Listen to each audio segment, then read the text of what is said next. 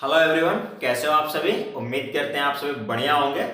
देखिए, पिछले वीडियोस में हमने नंबर ऑफ फैक्टर्स स्टार्ट किया था। पहले वीडियो में हमने ये देख रखा था कि टोटल नंबर ऑफ फैक्टर्स कैसे निकालेंगे। दूसरे वीडियो में हमने देख रखा था कि सम गुणनखंडों की संख्या कैसे निकालेंगे। आइए इस वीडियो में हम देखते हैं कि विषम गुणनखंडों की संख्या हम इजिली कैसे निकालेंगे। तो सबसे पहले आप जानते हैं पिछले पिछले वीडियोस की तरह या पिछले अदर कॉन्सेप्ट्स की तरह कि हम सबसे पहले करते क्या है, अच्छे से लॉजिक और कॉन्सेप्ट को समझते हैं, फिर हम देखेंगे कि आगे ट्रिक क्या हो सकता है या फार्मूला क्या हो सकता है। ठीक है, तो आप जानते हैं कि यदि आपका कॉन्सेप्ट क्लियर है तो कोई भी चीजें रटने की जरूरत नहीं पड़ती है। तो सबसे पहले हम थोड़ी सी कॉन्सेप्ट की बात करते हैं, तो समझिएगा अच्छे से। फिर वही जो पुराना फंडा है, छोटा सा चीज छोटा सा नंबर, क्या हम लेके चले 12 की बात करें। हम सारा जो फंडा है केवल 12 पे ही लेके आपको समझा चुके हैं, तो 12 की ही बात करते हैं। आप ये कहते हैं कि 12 के कुल कितने फैक्टर, 1 होगा, 2 होगा, 3 होगा, 4 होगा, 6 होगा और 12। टोटल आपके 6 फैक्टर्स होते हैं। ठीक है, गुड। अब थोड़ा समझिएगा, जब हम इसको प्राइम पार्ट में तोड़ेंगे तो आप ये कह रहे होंगे ना कि ये 2 का स्क्वायर होगा और 3 टू द पावर 1 होगा। आपने थोड़ा सा इसको और भी ब्रेक किया था। ब्रेक क्या किया था, आपने ये कहा था कि इसके और क्या क्या पॉसिबल फैक्टर्स होंगे। तो आपने कहा था 2 to the power 0, 2 to the power 1 और 2 टू द पावर 2। सिमिलरली इसके कितने पॉसिबल होंगे, तो आपने कहा था 3 टू द पावर 0 और 3 टू द पावर 1। थोड़ा सा मैं आपको रिकॉल कराऊं कि जब आप टोटल नंबर ऑफ फैक्टर्स निकालते थे तो आप कहते थे टोटल 3 है, 2 है, गुणा कर दिए, 3 दूना 6। ये 3 क्या होता था, पावर में हम 1 जोड़ करके गुणा करते थे। क्यों पावर में 1 जोड़ते थे, क्योंकि ये आपका 2 टू द पावर 0 एक्स्ट्रा आता था। दूसरा, जब आप इवन फैक्टर्स की बात किया था तो आपने कहा था कि इवन लाने में कम से कम 1-2 का इन्वॉल्वमेंट जरूरी है, एटलीस्ट 1-2 फैक्टर के रूप में एग्जिस्ट करना चाहिए। तो आपने कहा था कि भाई 2 टू द पावर 0, ये 2 तो दिखता है लेकिन ये 2 है नहीं, ये है क्या, ये 1 है।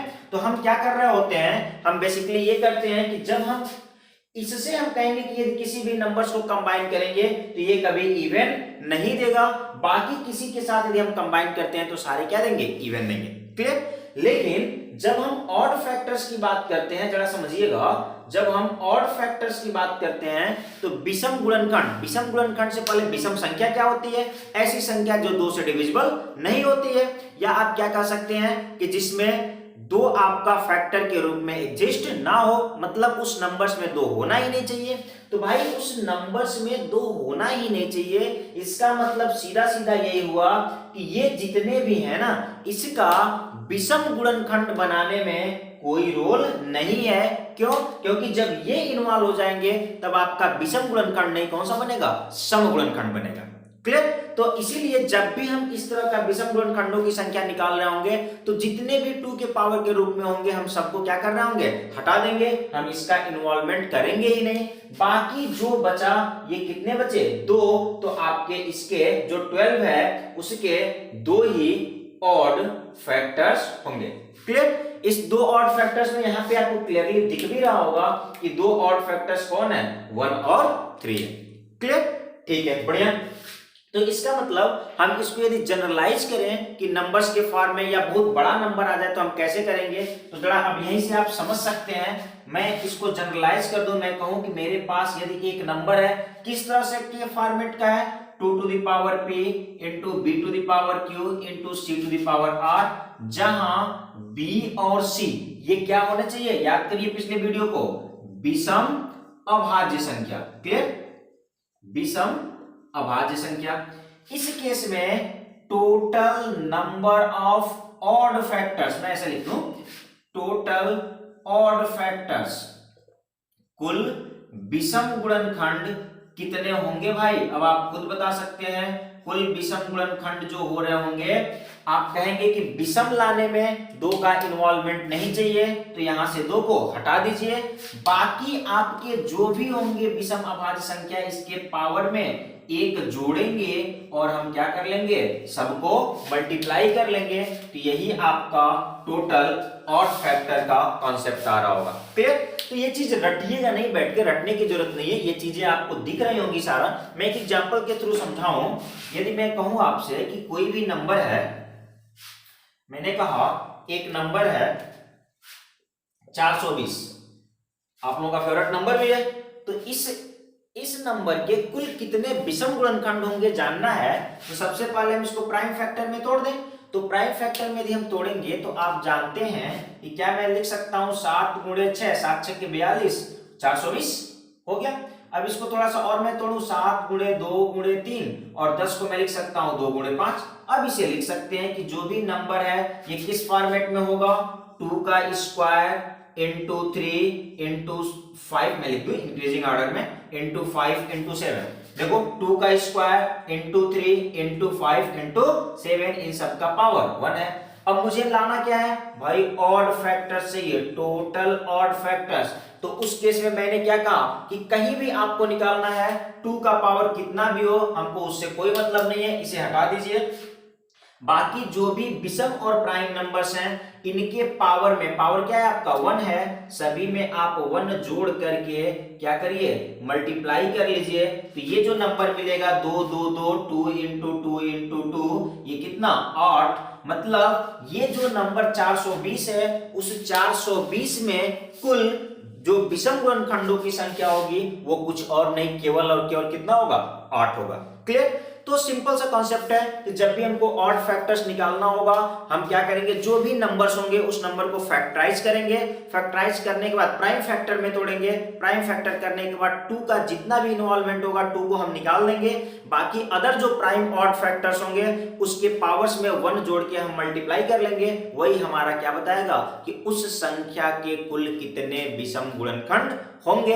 तो बड़ी छोटा सा कॉन्सेप्ट है। और मैं एक क्वेश्चन की बात कहूं, मैं आपके लिए एक होमवर्क दे रहा हूं। ये होमवर्क ये है कि एक कोई भी नंबर है, ठीक है, ये नंबर है 2880, ठीक है। आप कमेंट बॉक्स में इसका आंसर दीजिएगा कि इस 2880 के कुल कितने विषम गुणनखंड होंगे। क्लियर। अब यहां से एक चीज मैं आपको और समझा दूं, मैं इसे मिटा रहा हूं, एक चीज और हम लोग यहाँ पे क्लियर कर लेते हैं जो काम करता है कभी कभी। देखिएगा, जब आपने 12 की बात किया था तो आपने कहा था 1 होगा, 2 होगा, 3 होगा, 4 होगा, 6 होगा और 12 होगा। क्लियर। इसके कुल इतने फैक्टर्स होंगे। जब आप याद करिए, जब निकाला था आपने कि टोटल इवन फैक्टर्स कितने होंगे, तो 1 2 3 4, और अभी आपने कुछ देर पहले निकाला है कि इसके टोटल ऑड फैक्टर्स कितने होंगे, तो 1 और 2। तो क्या जरा देखिए, टोटल इवन और टोटल ऑड को यदि मैं ऐड कर दूं तो टोटल फैक्टर इसके निकल जाएंगे 6, निकल जाएंगे, ठीक है। इसका मतलब क्या हुआ, इसका मतलब ये हुआ कि एक और कॉन्सेप्ट मेरे पास आया। वो कॉन्सेप्ट क्या है कि जो कुल गुणनखंडों की संख्या होती है, जो टोटल नंबर ऑफ फैक्टर्स होता है, किसी भी संख्या के कुल गुणनखंडों की संख्या जो होती है वह total even factor plus total odd factors के सम के बराबर होता है। इसका मतलब यह हुआ कि यदि मुझे कभी दिमाग में क्लिक नहीं कर रहा है कि टोटल ऑड फैक्टर कैसे निकालेंगे या कोई सिंगल, तो टोटल फैक्टर निकाल के उसमें इवन फैक्टर को माइनस कर देंगे तो आपको टोटल ऑड फैक्टर विषम गुणनखंडों की संख्या मिल जाएगी। या आप टोटल फैक्टर्स में से टोटल आप ऑड फैक्टर्स को माइनस कर देंगे तो सम गुणनखंडों की संख्या मिल जाएगी। क्लियर। तो ये छोटा सा लॉजिक था, इसे लिखिएगा, इसे रिवाइज करके रखिएगा, फिर हम लोग अगले वीडियो में मिलेंगे कुछ अच्छे कॉन्सेप्ट के साथ। लेकिन ये जो n इक्वल आपको एक नंबर दिया 2880, इसका आप कमेंट बॉक्स में आंसर जरूर दीजिएगा, क्या क्या निकालना है इसका, आपको क्या क्या निकालना है। हमें टोटल फैक्टर निकाल के कमेंट बॉक्स में आंसर दीजिएगा, टोटल ऑड फैक्टर्स बताइएगा, विषम गुणनखंड बताइएगा, और टोटल इवन गुणनखंड, टोटल सम फैक्टर्स, इवन फैक्टर्स का आप बताइए। इन तीनों का आंसर आप कमेंट बॉक्स में जरूर दीजिएगा, ठीक है। चलिए आज के लिए इतना ही, मिलते हैं नेक्स्ट वीडियो में। Have a wonderful day everybody, thank you.